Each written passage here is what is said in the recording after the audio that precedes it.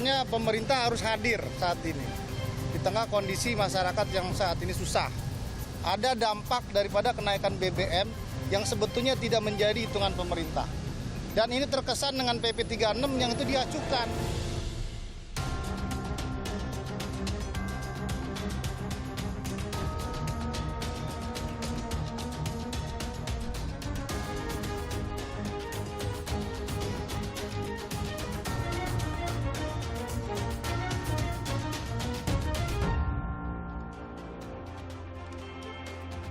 Selamat malam saudara, Anda kembali menyaksikan Business Talk di Selasa malam bersama saya, My Sister Tarigan. Besaran kenaikan upah minimum 2023 memantik polemik, tidak memuaskan dari pengusaha dan juga tidak memuaskan kata dari kelompok buruh. Lantas, bagaimana kita akan mendapatkan solusi untuk menerangkan kebijakan yang baru dikeluarkan? Peraturan dikeluarkan oleh Kementerian Ketenagakerjaan. Malam ini kita akan bahas bersama Wakil Menteri Ketenagakerjaan Afrian Syahnur. Selamat malam Pak Afrian. Terima kasih telah datang. Dan saya juga akan menyapa Pak Anton J. Supit, Ketua Bidang Ketenagakerjaan Apindo. Selamat malam Pak Anton. Malam Mbak, My Sister. Dan tentu ada Bu Mirah Sumirat, Presiden Asosiasi Serikat Pekerja. Selamat malam. Malam Mbak. Terima kasih telah bergabung dan saya langsung ke Pak Nur dulu, Pak Wamen. Ini kita tahu pengusaha menggugat Peraturan Menteri Ketenagakerjaan nomor 18 tahun 2022 tentang penetapan upah minimum tahun 2023. Nah, apa respon dari regulator? Ya, kita sebagai membuat kebijakan tentunya belum bisa memberikan yang terbaik ya kepada kedua belah pihak. Jadi kalau dulu kan tuntutan teman-teman ini kan dari Serikat Pekerja Buruh ini kan naik 13%. Jangan pakai PP 36, ya kan. Kemudian segala macam lah. Kantor Kemenaker tuh hampir tiap hari itu didemo lah oleh teman-temannya Bu Mirah ini kan. Nah, di satu sisi juga ada pihak yang berhubungan dan kaitannya sangat erat yaitu manajemen atau si pengusaha tadi. Nah, jadi artinya sebagai pembuat kebijakan, ya regulator yang kita buat ini memang mengacu kepada yang sekarang lagi rame, Permen nomor 18 tahun 2022. Nah, kebijakan ini memang secara sistematis sudah kita lakukan, artinya sebelumnya juga kita melakukan pertemuan tripartit ya antara orang yang mewakili Depenas ya Dewan Pengupahan Nasional. Nah, jadi mereka ini juga hadir diundang oleh pemerintah melalui Kemenaker untuk duduk bersama bagaimana menghadapi solusi keadaan sekarang ini. Nah, akhirnya satu pihak tidak mau tidak mau PP 36. Satu pihak pihak Apindo atau pihak yang diwakili oleh Apindo pengusaha juga jangan naik terlalu tinggi karena kondisi perekonomian yang sedang betul-betul lagi sulit kan begitu, terutama di sektor padat karya, terutama ya alas kaki, garmen, tekstil. Nah, jadi memang akhirnya kita buat kebijakan, keluarlah Permen nomor 18 tahun 2022 ini. Nah, pihak-pihak ini memang tidak ada yang tidak ada yang menerima secara legowo. Tapi inilah kebijakan yang diambil pemerintah. Dari pemerintah harus mengambil sikap dalam hal ini. Nah, sikap ini terlepas diterima apa tidak diterima, ya inilah keadaannya kita, kan begitu. Yang dianggap regulator sudah setidaknya memenuhi permintaan keduanya meski tidak memuaskan. Ya, intinya bukan memenuhi ya, tetapi memberikan yang terbaik lah. Ya. Akhirnya apa yang terjadi ya sekarang ini kita tahu bahwa Apindo juga sedang melakukan challenge ya untuk melakukan judicial review kepada Permen yang kita bikin kemarin dan silakan saja. Itu hak-haknya teman-teman dan memang itu jalan konstitusi ya untuk men-challenge di Mahkamah Agung. Baik. Saya ke Pak Anton. Pak Anton, apa alasan dari pelaku usaha akhirnya menggugat Permenaker ini? Meski kalau tadi kita dengarkan dari Pak Nur, ini sebenarnya adalah untuk mencari ibaratnya jalan tengah gitulah. Gimana? Mbak, My Sister, saya perlu klarifikasi dulu beberapa hal. Pertama, perlu ada kesepakatan. Bahwa walaupun sudah keluar keputusan MK inkonstitusional bersyarat, tetapi undang-undang ini berjalan. Jadi karena teman-teman serikat buruh mengatakan, wah itu dibatalkan. Malah ada mengatakan karena kita tidak setuju, jadi undang-undang itu tidak ada. Ya secara tata negara tidak bisa gitu kan Pak Wamen. Kita suka atau tidak suka selama undang-undang itu ada, harus dilaksanakan. Dan kedua, memang dalam keputusan MK bahwa produk yang sudah keluar, ya, artinya sampai dengan keputusan itu tetap berlaku. Dan sejak keputusan tidak boleh ada perubahan, dalam arti kata penambahan atau pengurangan tidak boleh. Nah, jadi alasan kenapa kita mempertanyakan ini atau membawa kepada Mahkamah Agung, meminta kepastian hukum bahwa keluarnya Permenaker nomor 18 ini menurut kami sudah pertama tidak sesuai dengan hukum yang di atas ini, undang-undang. Ya saya kira Pak Wamen ini kan orang politisi, paham lah ya. Artinya undang-undang itu yang menjadi dasar Undang-Undang Cipta Kerja yang masih berlaku sampai dengan 2 tahun, kalau tidak diperbaiki baru dianggap batal kan. Nah, diturunannya adalah PP 36. Nah sekarang ada Permen yang tidak sama dengan ini. Tempat kita bertanya ini adalah ya tentunya Pengadilan atau Mahkamah Agung. Jadi kita tidak menolak kenaikan UMP, itu jangan salah paham ya. Tetapi dasar penentuan itu. Nah, dan kedua, kita juga mesti sepakat sekarang, ini satu hal ya. Hal kedua adalah apakah ekonomi kita ini baik. Saya kira Pak Wamen ikuti perkembangan, kita sudah menyurat kepada Ibu Menaker, garment itu turun 30% order dan tidak tahu sampai kapan, bisa-bisa sampai akhir tahun depan. Sepatu itu 50%. Termasuk komoditas lain. Memang secara umum ekonomi kita ditopang dengan beberapa komoditas yang sekarang lagi baik, sawit, batu bara, nikel dan lain-lain. Tetapi ini ada persoalan legal dan kedua konteks di sini. Nah, ketiga Pak Wamen yang kami juga agak sedih ya. Sebenarnya pemerintah kan harus di tengah. Saat ini ada beberapa kelompok kepentingan. Yaitu satu kelompok kepentingan Bu Mira dan teman-teman, para pekerja. Kelompok kepentingan kedua, kaum pencari kerja. Berapa banyak? 45 juta kalau Pak Wamen buka resume pada waktu konsiderans undang-undang Cipta Kerja itu, 45 juta membutuhkan lapangan kerja. Mereka pun harus diperhatikan dan jauh lebih besar dari buruh. Ketiga, tentunya investor itu kan. Dan keempat, pemerintah dalam hal pajak dan lain-lain. Kelihatan saat ini, saya tidak tahu alasan apa, apakah karena tahun politik, saya tidak tahu, mungkin Pak Wamen lebih tahu, hanya mengentertain satu kelompok. Nah, sekarang yang kita ingin ingatkan, tolong dipikirkan damage untuk masyarakat secara keseluruhan. Jadi supaya masyarakat tahu juga bahwa kita ini bukan anti kenaikan kesejahteraan buruh. Dan yang dipersoalkan lagi upah minimum. Ini bukan upah kesejahteraan. Upah minimum berlaku setahun. Setelah itu silahkan nego.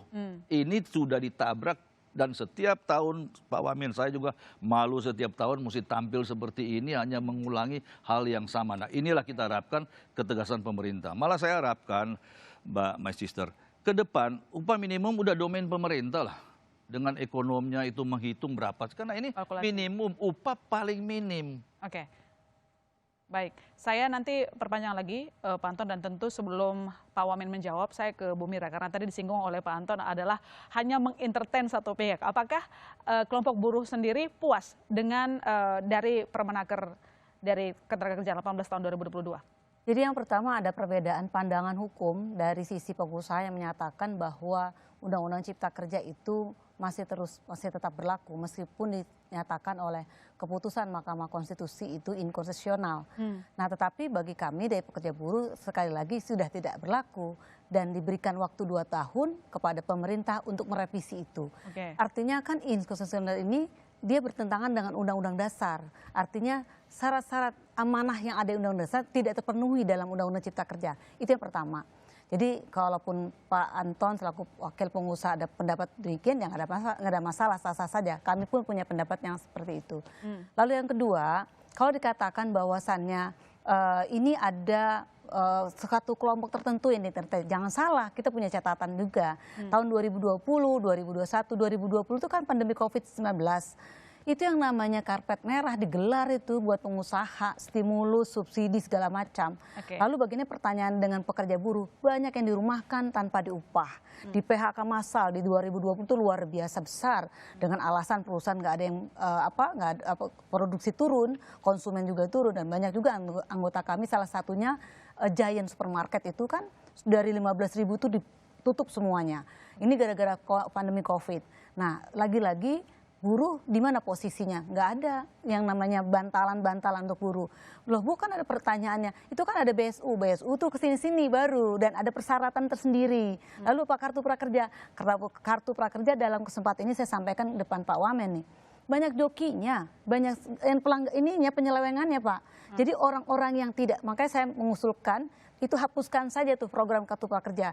Karena yang dapetin cuannya, dapetin untungnya itu si pengusaha aplikator. Jadi itu kan dikerjain sama orang, kemudian dia saling berbagi tuh kan dapat 600 tuh 300. Yang kaya dapat, yang ibu rumah tangga yang nggak kerja dapat. Padahal pekerja buruh yang di PHK yang depan rumah, si RT yang bagiin bansos itu nggak dapat. Jadi bantuan sosial pun nggak dapat tuh yang pekerja buruh yang habis di PHK. Jadi artinya gini lah Mbak, kalau bicara tentang kita naik itu bagaimana 45 pekerja yang sedang mencari. Justru disitulah peran pemerintah untuk menciptakan lapangan kerja baru. Bukan kemudian menggeser pekerja yang sudah ada dengan kemudian menolak upah UMP-nya gitu loh. Ini bukan soal kenaikan sih saya kira. Ini penyesuaian. Kalau kita bicara 13% itu sebenarnya angka kompromi. Tetapi oke lah kita terima. Di Permenaker 18 hanya dibatasi maksimal 10%. Nah lagi-lagi kami ginilah. Bicara terkait dengan kondisi ya Pak Anton. Pemerintah ini terus siapa yang mau dipercaya gitu ya. Kan pemerintah sudah bilang bahwa kondisi kita masih lebih safe dibandingkan dengan Eropa. Bahwa sekarang krisis ekonomi global itu di Indonesia masih lebih mending lah. Karena memang safety energinya masih bagus gitu ya.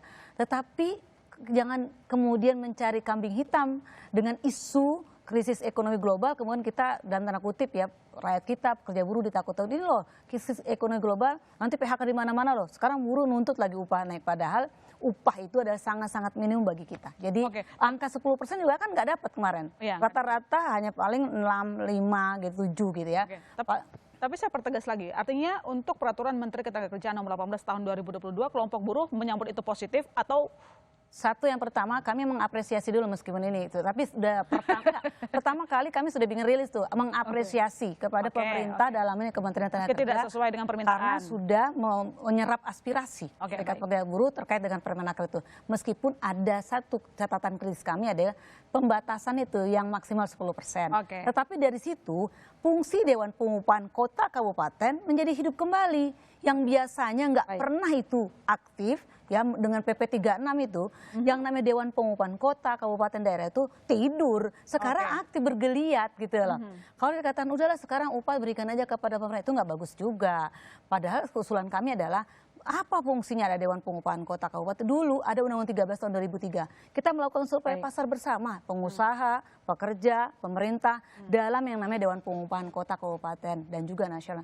Artinya itu lebih fair dibandingkan diberikan kepada pemerintah. Oke, baik, saya ke Pak Wamen. Kalau begitu banyak pertanyaan sebenarnya baik dari kelompok buruh maupun dari pengusaha. Pak, ketika Peraturan Menteri Ketenagakerjaan nomor 18 tahun 2022 dikeluarkan, kemudian kan mendapat penolakan. Artinya saya menangkap di sini tidak ada komunikasikah antara pengusaha, regulator dan juga kelompok buruh sampai ditolak? Tripartit itu ada. Penas itu sudah bergerak. Tapi sampai ada judicial cuman begini, memang pemerintah karena kedua belah pihak ini tidak bisa mengambil kesimpulan yang baik, ya. Akhirnya kami kementerian ya melakukan atau mengeluarkan Permen Naker nomor 18 tahun 2022 atas dasar PP 36 juga menyarankan ketika terjadi ya perselisihan yuridis ya maka pemerintah pusat punya kewenangan. Nah, siapa pemerintah pusat itu? Ya artinya Kemenaker. Makanya kita keluarkan Permen 18 tahun 2022 sehingga ya memang sekarang ini kan dianggap Permen ini melanggar undang-undang. Makanya silakan saja, kita positif saja meminta Pak Anton dan kawan-kawan untuk menggugat, men-challenge ini ya kan. Karena memang semua ini bukan masalah politik saja Pak Anton, tapi kita melihat bahwa Ya, saya sempat ke beberapa daerah ya Pak Anton, ke Pasuruan, saya ke sana ke pabrik alas kaki waktu itu ya. Ya, di sana padat karya. Mereka juga mengeluhkan soal bagaimana kalau kenaikan UMP. Waktu itu sebelum ada UMP loh Bu ya. Nah, jadi kita berdiskusi dan akhirnya saya panggil yang pekerja-pekerja itu. Mereka juga suka dan artinya mereka juga happy dengan bekerja seperti ini. Tapi pengusaha minta supaya karena ekspor berkurang, bagaimana pemerintah membuat regulasi agar. Jadi malah ada kaitannya nih Bu Mira, departemen terkait misalkan Kementerian Perindustrian dan Perdagangan. Ya, mereka tuh juga tidak lagi boleh, saya ke Mas Pion Group, ya tidak lagi boleh mengimpor produk-produk yang memang kita buat di Indonesia dengan barang yang murah. Ya kan ini harus dipikirkan oleh pemerintah. Nah, saya pun minta kepada perindustrian sama perdagangan, jangan Kemenaker terus yang disalahkan. Ya kan hulunya ini harus diatur baik-baik. Karena ada kaitannya dengan pekerja. Dampaknya apa? Kalau menurunnya tadi Pak Anton bilang, jumlah ekspor, permintaan ekspor berkurang. Nah, akhirnya kan berdampak kepada PHK. Nah, sementara kalau memang impor kita ini, sorry ya Bu, kalau terjadi pemasaran besar-besar, Indonesia ini cukup kok pasarnya. Mereka cuma mengakui kok. Betul. Ya kan? Cuman memang kita ini harus merubah mindset lah. Cukup asalkan tadi daya belinya tinggi karena upahnya juga naik. Bagus. Baik, di segmen selanjutnya saya akan bicara soal data karena ini berkaitan juga disebutkan tadi oleh Pak Anton, ini kan ada banyak pihak ya, pengusahanya, buruhnya, baik pun orang yang mencari kerja. Pertanyaan saya nanti ke Pak Wamen, apakah kebijakan ini sudah menampung itu semua? Jangan dijawab dulu Pak Wamen, kami masih akan segera kembali saudara, tetap di Business Talk.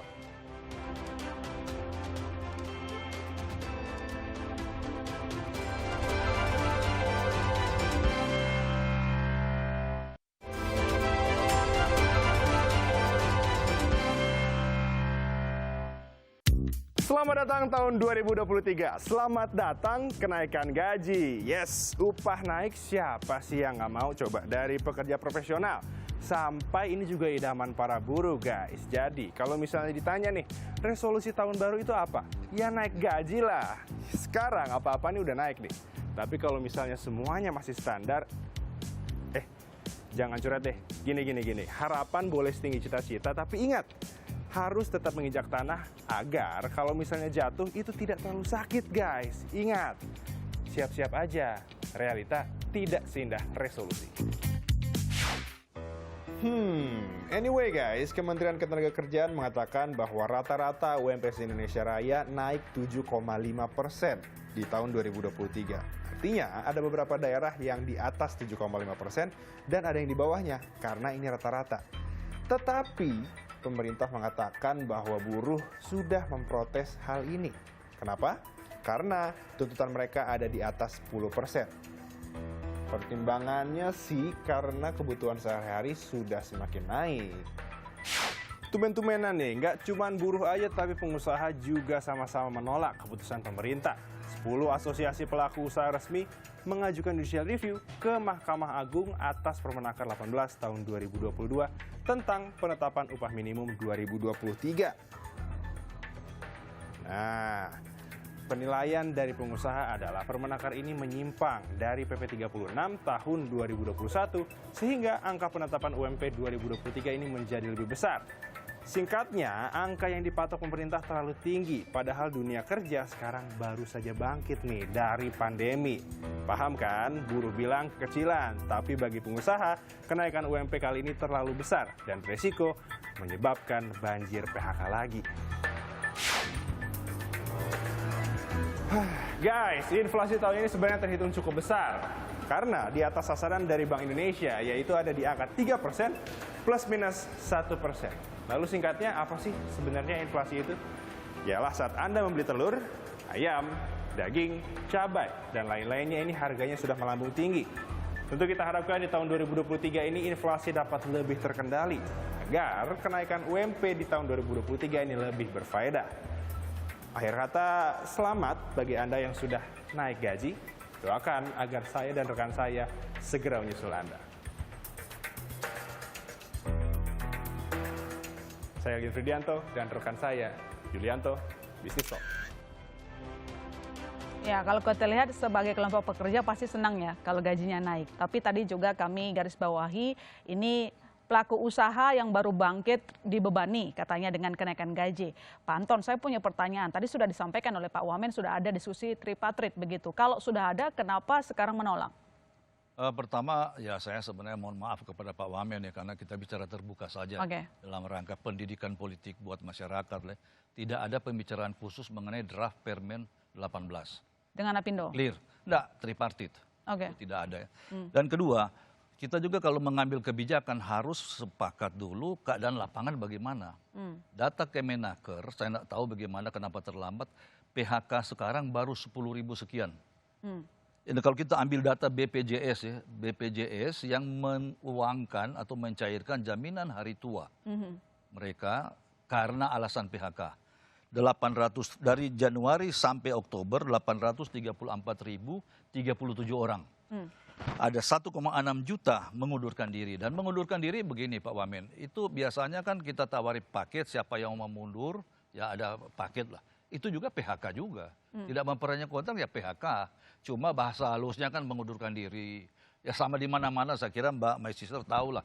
Kalau perusahaan lagi susah menawarkan siapa yang mau ada paket ini. Nah bagi yang tidak mau ya tunggu saja nanti PHK kalau perusahaan kuat bayar pesangon kan, nah semacam itu. Jadi saya kira beginilah. Dan kedua, kita juga bersama pemerintah harus bisa melihat bagaimana membaca situasi lapangan.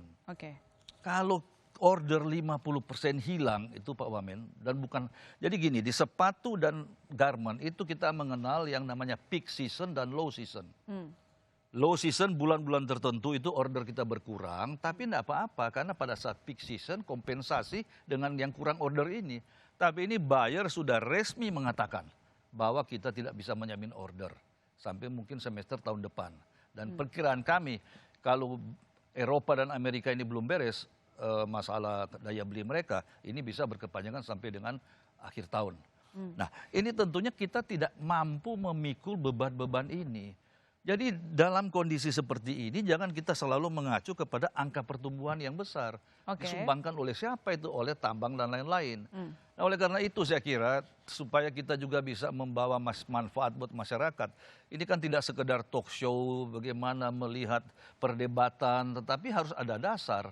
Nah ini kan dasar fakta dari BPJS. Ini yang menguangkan atau mencairkan jaminan hari tua.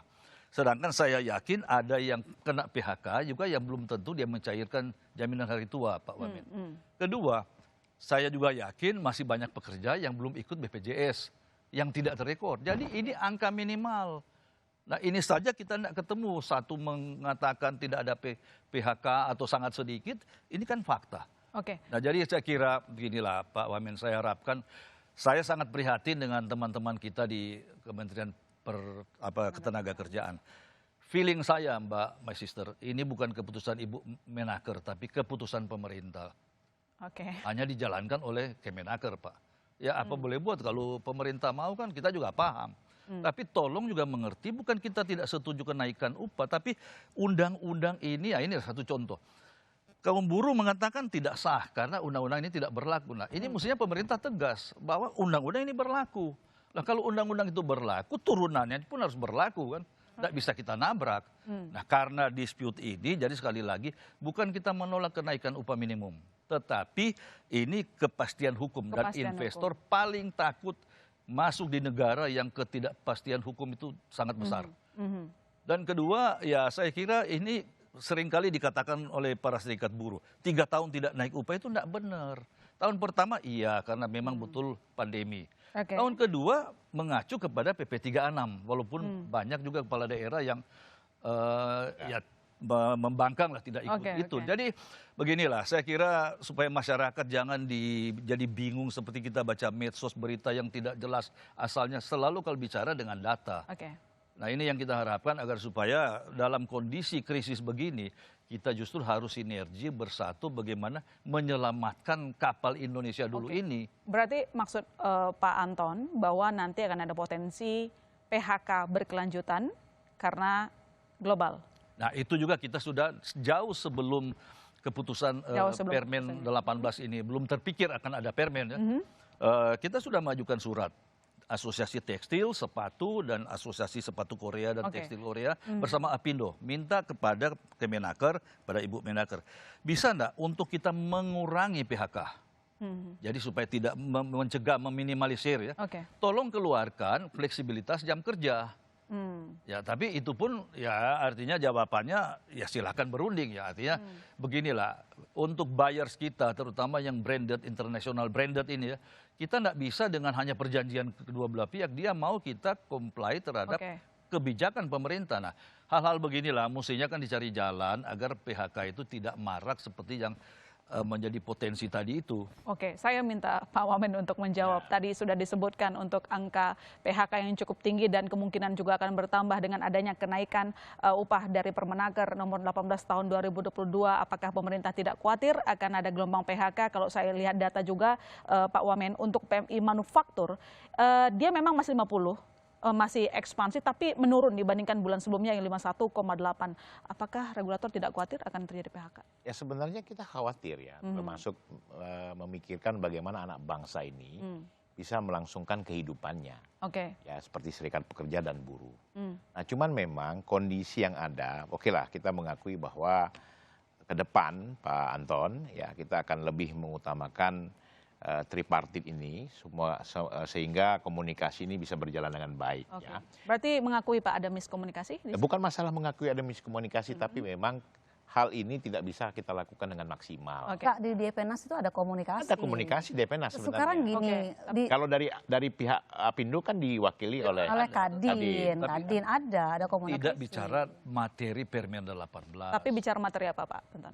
ya masalah Enggak, masalah yang lain. bicara Tapi enggak. tidak, biasanya ginilah, kalau ada menyangkut undang-undang dan lain kan dibicarakan. Hmm. Bahwa nanti pemerintah tetap mau jalan silahkan, tapi ada pembicaraan. Oke. Kita boleh tidak setuju tapi tidak berhak. Enggak, yang sudah-sudah Tahan. juga nggak pernah ada pembicaraan. Ingat nggak Pak, PP 78 tahun 2015. Saya tuh wakil ketua Lembaga Kerjasama Tripartit Nasional 2015. Berbarengan sama, nggak dibicarakan kita. Nah, itu Nggak diajak ngomong, maksudnya hal-hal kayak gitu ya jangan merasa kaget-kaget, hal yang biasa gitu loh. Nggak, Pemerintah bukan membuat hal biasa, regulasi, tapi buat beginilah, keputusan kita juga nggak usah tenggelam di situ. Faktanya sekarang adalah pertama kita tidak mempermasalahkan kenaikan. Tapi Yang soal landasan dipermasalahkan hukumnya. prosedurnya, kenapa mesti menabrak undang. Dan jangan lupa Pak, kita ini sebenarnya undang-undang itu dibuat hanya untuk adalah kepastian hukum, Oke. ya, agar supaya investor datang dalam rangka menciptakan Oke. lapangan kerja lebih banyak. Nah, nanti Oke, itu Nah sekarang dengan begini efeknya apa, ada manfaat banyak. Jujur aja Pak, investor padat karya yang tadinya setelah keluar Undang-Undang Cipta Kerja pada berdatangan lagi. Dengan ini menjadi tanda tanya, karena Akhirnya bikin orang maju mundur. gitu ya artinya Oke. merasa ya uncertainties. Oke, uncertainty. Pak Wamen, silakan. Ini bisa mengganggu iklim investasi, katanya. Ya, memang sebuah regulasi itu harus tegas. Baik. Ya. Nah, memang investasi artinya investor juga berkeinginan agar negara ini punya ketegasan. Nah, makanya sekarang ini ya saya juga bilang sama Pak Anton sebelum acara-acara tertentu juga saya ada telepon Pak Anton juga bagaimana kalau kita komunikasi kembali ya kan. Nah, saya juga menganggap bahwa kebijakan yang sudah kita lakukan ini untuk stabilitas negara. Oke. Untuk stabilitas semua. Jadi bukan hanya kepentingan negara tapi kepentingan semua. Oke. Ini yang kita inginkan Mbak My Sister. Sehingga bukan hanya politik Pak Anton tapi perekonomian juga. Ya jangan salah, dengan regulasi yang sudah baik tapi kalau buruhnya demo terus juga kan investor juga ragu-ragu juga mau masuk ke republik kita ini kan. Oke. Jadi makanya semua harus duduk bersama. Nah, bagaimana sejalan dengan apa yang kita inginkan sehingga buruh senang, pengusaha juga senang. Oke. Jadi ini yang harus kita atur, win-win solutionnya seperti apa. Oke. Nah pandemi, kemudian inflasi, kemudian globalisasi yang terjadi, Baik. ini Bung berdampak. Jadi Oke. makanya sekarang ini, ya sementara ini alhamdulillah buruh sudah senang lah ya, minta senang. 13%, kita coba naikkan 7,5%. Tapi tadi Kita mau menerima lah. baik, Nah, masih mau terima saya Bu. pun sebenarnya saya sudah Oke. diskusi sama Pak Anton waktu itu. Ya ada beberapa pihak saya coba bangun komunikasi. Baik. Sebenarnya pengusaha dengan kita naikkan inflasi sebesar 5 sampai 6, 7,5% mereka terima. Oke. Cuman mungkin karena acaranya aja mungkin yang Tapi ya Mas kan? Sister, Mungkin Ya. yang saya Silakan Bu Mira. kita ribut upah minimum. Sekarang saya tanya di ruangan ini, apakah kita berkaitan dengan upah minimum? Gini, Oke. Upah minimum itu yang baru masuk, Baru setahun, ya. Baik. setahun. Nah, kita ini upah negosiasi. Jadi Oke. upah bukan satu-satunya upah minimum. Iya. Upah negosiasi, upah kesejahteraan itu negosiasi, Mbak. Baik. kenyataannya upah minimum betul secara undang-undang, secara aturan definisi adalah untuk pekerja di bawah 1 tahun dan lajang. Tapi kenyataannya pekerja yang 20 tahun, 10 tahun masih di UMP. Sebutkan Jadi PT banyak, mana lah. banyak ini Pak, jangan ngomong sebutkan. Retorika PT Enggak, mana. enggak, yang- Datanya Bu Mira? Dan anggota Ini aspek Indonesia menyesatkan banyak, juga. enggak menyesatkan. enggak. Datanya Bu Mira berapa banyak? Berapa Banyak, ada Ya, sekitar banyak. 50%. Anggota saya tuh begitu semua. Ya, disebutkan satu-satu dong, Dan Pak. Ini satu, kan, jadi Sektor mana paling ada beberapa pengusaha yang mereka itu yang pekerja tetap 20 tahun itu tersundul Pak Wamen. Jadi ketika UMP anak baru itu tinggi, mereka yang 20 tahun itu udah segini, udah mau sejajar, datanglah itu perusahaan asing, perusahaan yang Mbak sudah Mira. bagus. Habis itu yang kedua, bicara dengan data nih, Pak Anton kan bicara data. Pakai BPJS itu nggak cukup, Pak Anton. Di sana tuh banyak orang-orang yang pensiun, banyak orang-orang yang terperinci kok, Terus yang Mbak Mira, kedua, beginilah. Kita kan ada di jangan Snaker debat kota kusir lah. kabupaten. Enggak, ini enggak debat. Saya Satu hanya per meluruskan. satu, Jadi ada yang meluruskan aja mengundurkan gitu diri, loh. ada yang- Saya meluruskan di Snaker apa fungsinya? Kan 800.000 kalau di itu Snaker kota jelas. ada tuh lengkap tuh. Di Snaker kota kabupaten, mereka lah gerbang pertama untuk melaporkan perusahaan-perusahaan di daerah itu melaporkan PHK atau tidak. Itu jadi Gini aja jangan lah, pakai data yang Mira. parsial doang Bukan gitu loh parsial, maksud saya. ini saya perlu luruskan ya. Mbak Baik. Mira Saya ini luruskan, jangan gitu loh. ngotot sesuatu yang diyakini Saya nggak benar. ngotot, saya Ini meluruskan data lah, Anton. BPJS. Oke. 2,6 juta terdiri dari 1,6 juta mengundurkan diri. 800.000 karena PHK. Itu jelas waktu Ya PHK mencairkan macam-macam, ada yang PHK karena meninggal dunia, itu loh Pak. meninggal PHK dunia ada, saya perlu PHK baca. karena- Beginilah, saya PHK kira karena memang sudah Udahlah, habis kita masanya, kalau debat begini gitu. terus akan Oke. maju-maju Dan kita jaminan ini. hari tua itu nggak mesti diambil Tapi pada saat dia begini. PHK Pak. Baik, baik. Ini sekarang dengan adanya Permenaker? Kemenaker Baik, sudah mulai kampanyekan memaksakan mengenai struktur dan skala Baik. upah. Itu yang butuh. Karena ada juga Itu satu, belum Mbak, jalan, my sister, tidak ada di undang-undang, tapi kenyataan itu upah sundulan. Jadi tidak mungkin 20 tahun tetap UMP karena akan kesundul. Cuma kalau ada 1-2 tolong sebutkan PT mana, lapor aja ke Pak Wamen. Saya Oke. sudah laporkan kepada Kementerian Tenaga Kerja dan itu terjadi. Dan itu terjadi. Silakan, ada bola di Pak Wamen sekarang ini. Bagaimana? Baik. Dirjen pengawasan sudah ada Baik. data itu. Tapi berapa masa orang, saya berapa sebutkan di perusahaan, sini? Baik, jangan baik. Bu Mira, Pak Anton, nanti saya lanjutkan dan bola panasnya di Pak Wamen untuk menjawab apa tuh? Nanti aja. Nanti aja ya. Selesai jeda, sadar aja kemana-mana.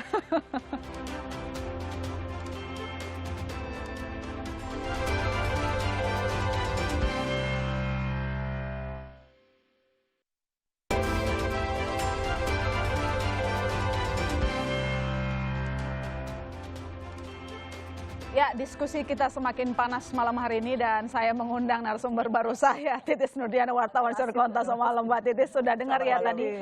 Senang sih, kita agak senang karena belak-belakan di sini, baik pengusaha, kelompok buruh, dan pemerintahnya mau dengan terbuka untuk mendengarkan perdebatan yang ada. Saya ke Pak Wamen dulu ya, Bu Titis, sebelum ke Mbak Titis. Pak Wamen, soal upah setiap tahun kita pasti ribut gitu ya. Tapi kali ini yang jadi masalah adalah ketika permenakernya sendiri yang muncul, yang menimbulkan polemik begitu. Jawaban Anda untuk menjawab Pak Anton dan juga Bu Mira. Sebenarnya bukan kita menimbulkan polemik ya Bu ya. Tadi kan saya bilang dasar keluarnya permen itu adalah ada ketentuan di PP 36. Ya, ketika ada persoalan maka pemerintah ya bisa mengeluarkan diskresi lah soal ini kan. Dan dipastikan tidak melanggar Tidak aturan. melanggar menurut kita. Makanya sekarang sebagai orang yang merasa dirugikan atau kelompok yang dirugikan ya Baik. silakanlah Apindo melakukan gugatan. Baik. Satu. Nah kemudian juga kita juga terus terang saja kita berharap juga dengan Bu Mira ini agar tahun 2024 nanti teman-teman ini jangan lagi demo di jalan apa yang dibilang Pak Anton tadi ya. Demonya di mana tuh? Demonya ya tetap aja mungkin di tempatnya masing-masing ya. Intinya tidak mengganggu stabilitas yang lain. Keamanan. Iya. Undang-undang dasarnya boleh ya, Iya, jadi ibu sendiri kan sekarang sudah ibu kan disuruh mewakili Serikat Pekerja Buruh. Oke. Ya di situ kan teman-teman ngapain lagi ngajak kayak teman-teman yang lain suruh demo ke Menakor, ke DPR gitu rame-rame. Tapi Pak Wamen, sekalian saya follow up tadi penyampaian dari Bu Mirah soal ini banyak orang yang naik gajinya itu yang lama sama yang baru itu Ya, agak struktur skala upah. deket gitu. Nah sudah ada laporannya kata Ada. kelompok buruh. Anda menerimanya gimana? Saya sampai responnya? sekarang ini ada mendengar ya, tapi kita belum cross check juga. Nanti Oke, saya oke. akan tanyakan dengan Masing-masing direktur dirjen. terkait ya Dirjen Pengawasan, apakah betul ada laporan itu dan sebanyak apa yang melaporkan. Karena memang fungsi kita adalah pengawasan kepada industri-industri yang ada. Kalau Oke. mereka itu memang melanggar, ada sanksi-sanksi yang bisa kita berikan. Oke, Gitu, baik. Bu, ya. Baik, saya ke Mbak Titis. Ya. Kita sudah mendengarkan, kalau dari, saya singkat sedikit ya, kalau dari pengusaha kan bilangnya ya, lihat dulu lah kondisi lapangan. Sebelum keluarnya Permendan yang dipermasalahkan di sini bukan kenaikan UMP-nya, tetapi pijakan hukumnya begitu. Jangan sampai menimbulkan ketidakpastian, merusak iklim investasi. Sementara dari kelompok buruh tadi mengatakan sudah lama tidak naik gaji gitu ya. Untuk kali ini ya 3 naik tahun. dong nggak masalah. Toh kemarin di saat pandemi pengusaha dapat banyak insentif gitu. Karpet merah. Tapi kemudian kita tetap ribut lagi gitu. Jawaban dari redaksi. Sebetulnya Pak Anton, Pak Afri, dan Ibu Mirah, catatan dari redaksi Kontan dan mungkin di Kompaskus sama juga bahwa sebetulnya kita tuh malu Pak Anton. Seperti Pak Anton bilang bahwa setiap tahun kita meributkan hal yang sama. Itu harus faktanya seperti itu ya Bapak ya. Sementara kan sebetulnya kelahiran Undang-Undang Cipta Kerja dianggap bisa menyelesaikan ketidakpastian itu. Itu kan sebenarnya kita poinnya di situ. Dari ke investor mau datang ketika ada kepastian. Tapi faktanya gitu, faktanya bahwa kita sendiri, pemerintah sendiri kemudian tidak clear ketika mengeluarkan aturan. Ya ini Permenaker. Tadi dijelasin bahwa sebetulnya ada diskresi di PP 36, BP 36. Nah, itu mestinya dijelaskan, Pak. Sementara kan kalau menurut dari pengusaha itu kan ada 6 peraturan perundangan ya Pak ya, peraturan perundangan yang dilanggar sehingga menimbulkan judicial review yang nanti di MA itu. Nah, ketidakpastian setiap tahun kita melakukan diskusi yang sama itu menjadi catatan buruk kita sebetulnya, catatan buruk kita bagi iklim investasi. Dan ini memang harus dipersoalkan, harus segera diselesaikan Pak, diselesaikan. Nah, ketika diselesaikan, dengan diselesaikan mestinya kita sudah sepakat dengan formula yang ada. Formula yang ada mestinya patuh dengan semuanya, baik itu dari pengusaha maupun pemerintah. Pengusaha tidak menolak sesungguhnya bahwa kenaikan UMP harus dilakukan dan bisa ya Pak ya? Bisa ya. Dan bisa ya. Soal formulanya, apakah PP 36? Karena kita jelas Undang-Undang Cipta Kerja itu masih berlaku berdasarkan putusan dari Mahkamah Konstitusi bahwa dibutuhkan waktu 2 tahun untuk melakukan revisi. Jika pemerintah kemudian tidak melakukan revisi sampai sekarang dan tidak jelas, artinya pemerintah juga masih ada pekerjaan rumah. Baik. Nah, pekerjaan rumah ini yang diselesaikan, Pak. Diselesaikan dan itu menjadi catatan bahwa pengusaha sesungguhnya mempunyai kemampuan untuk menaikkan upah. Nah, berapa formulanya memang harus rujukan aturannya yang mana. Bukan kemudian ujuk-ujuk kemudian ada formula baru yang mengubah formula yang sudah disepakati di Undang-Undang Cipta Kerja. Sementara buruh merasa karpet merah digelar, sementara buruh tidak.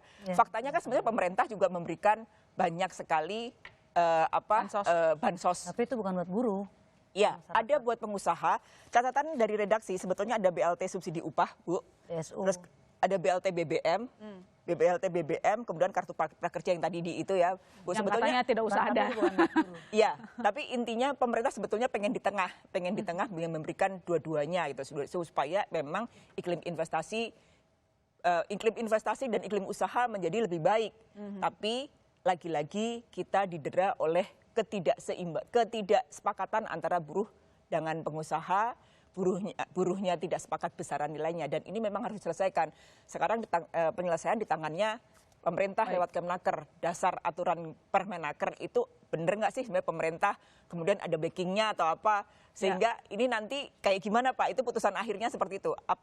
Apakah kemungkinan akan dasarnya apa yang menjadi kenaikan 2023 ini yang harus diputuskan segera Pak supaya ketidakpastian terjawab gitu. Baik, Pak Wamen langsung saja Pak dijawab.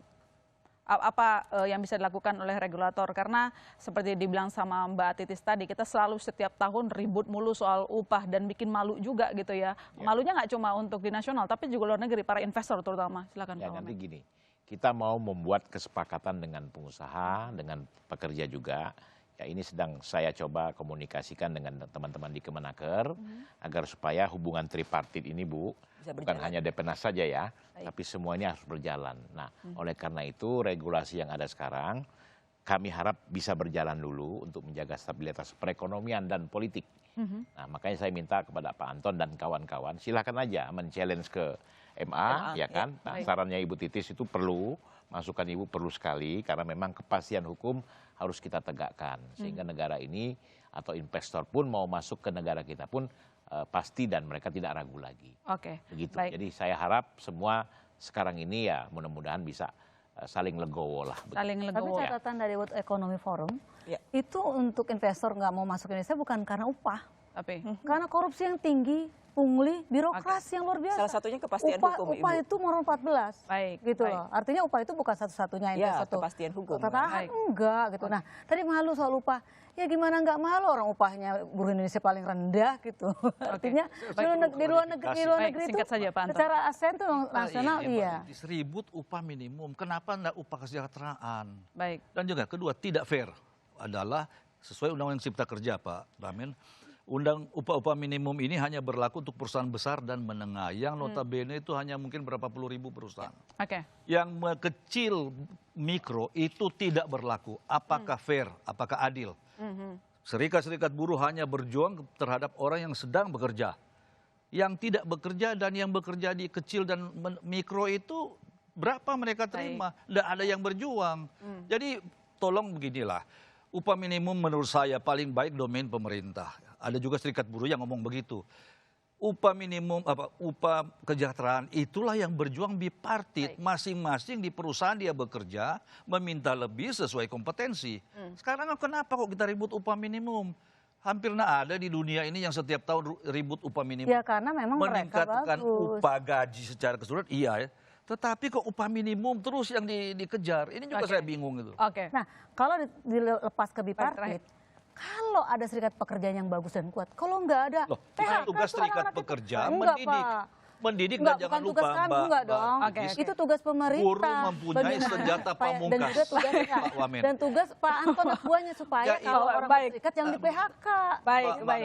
Mbak Mira punya senjata pamungkas, kalau tidak diikuti, mogok. Pak, belum mogok Bukan aja demo. baru kita ngobrol aja udah lenyap itu Baik, anak Kalau itu begini gitu susah loh. lah. Artinya Baik. kan Enggak, semua kenyataan, kan saya ngomong ada kenyataan, saya alasan, orang tapi lapangan. sebenarnya Saya kan orang tidak benar lapangan. juga Baik, itu. Pak Anton, Apa adanya Bu Mira, ngomong. nanti kita lanjutkan lagi diskusinya setelah on air ini. Masih ada Pak Wamen yang siap mendengarkan keluh kesah dari pengusaha dan juga regulator, bukan begitu Mbak Titis ya. Ya. Tapi waktunya terbatas, tapi kurang lebih saya rasa ini sangat mengedukasi masyarakat karena masing-masing sudah memberikan pandangannya dengan data-data yang ada dan juga alasan pemerintah. Kenapa tadinya Permenaker nomor 18 tahun 2022 itu dikeluarkan. Saya mengucapkan terima kasih banyak untuk Pak Afrian Sanur, Wakil Menteri Ketenagakerjaan yang mau bergabung bersama kami menjawab kegelisahan pelaku usaha dan juga dari kelompok buruh. Dan tentu saja Pak Anton J. Supit, Ketua Bidang Ketenagakerjaan Apindo. Terima kasih banyak Pak, Terima sudah kasih. curhat di Bisnis Talk Pak.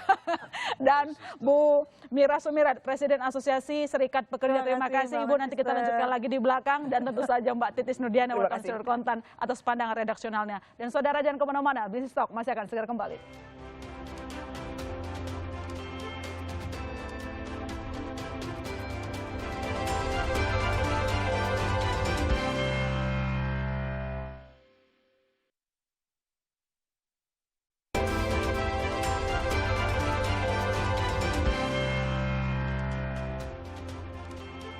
Topik kenaikan upah selalu jadi masalah setiap tahun. Regulator mencoba untuk menjadi penengah antara kebutuhan dari pelaku usaha dan juga kelompok buruh. Namun hingga saat ini kita masih akan menunggu bagaimana nantinya Indonesia tidak akan pernah ribut lagi kalau topiknya sudah soal kenaikan upah. Saya Sister Tarigan, pamit, sampai jumpa Selasa depan di Bisnis Talk.